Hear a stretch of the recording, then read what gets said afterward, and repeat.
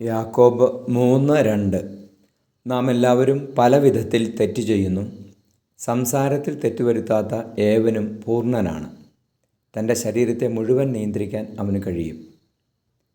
പരിശുദ്ധ പരമദിവ്യകാരുണ്യ എന്നേരവും ആരാധനയും സ്തുതിയും പുകഴ്ചയും ഉണ്ടായിരിക്കട്ടെ.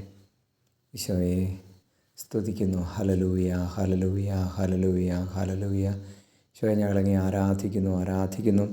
ഈശോയെ അങ്ങയുടെ കൃപയാൽ ഞങ്ങളുടെ അധരങ്ങളെ വിശുദ്ധീകരിക്കണമേ എന്ന് പ്രാർത്ഥിക്കുന്നു.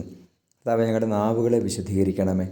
സംസാരത്തിൽ യാതൊരു രീതിയിലും പാപകരമായത് വരാതിരിക്കുവാൻ ഞങ്ങളുടെ ഹൃദയത്തെ വിശുദ്ധീകരിക്കണമേ, അധരത്തെ വിശുദ്ധീകരിക്കണമേ. ഞങ്ങളെ നിയന്ത്രിക്കുവാൻ ഞങ്ങളെ പഠിപ്പിക്കണമേ.